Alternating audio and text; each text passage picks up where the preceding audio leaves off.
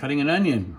Onions have two parts you don't want, three. This part, that part, and the skin. So this is how I do it. I've watched a lot of MasterChef, and he has a very specific way.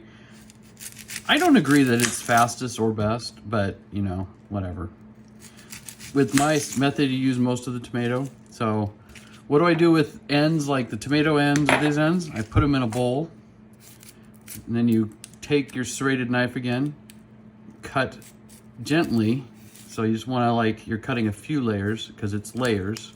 So yes, you're going to peel off some layers, but you want the top layer to be gone at least, because it's going to be gross. If it's not white, it's going to have green in it, and that's kind of gross. And I keep the leftovers. So essentially, I do that. I cut it in half. It's almost like the tomato, really. You cut it into little pieces.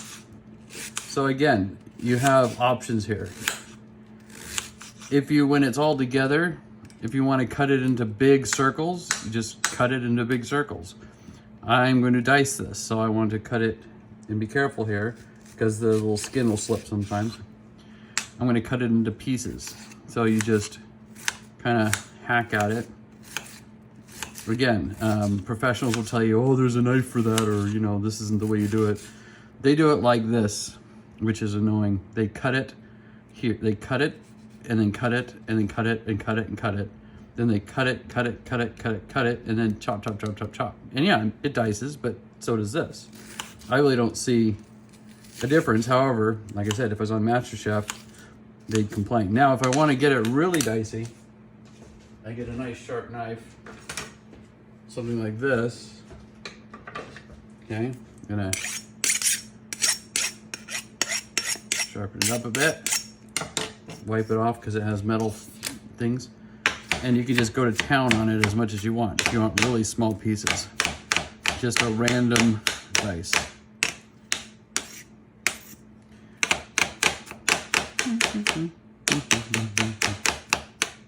Again, I'm doing it on a cutting board. But this being granite, you could just sanitize it and just use this. I do that sometimes. Get little pieces out there. You could use a cutting board, or I'm sorry, you could use the counter itself.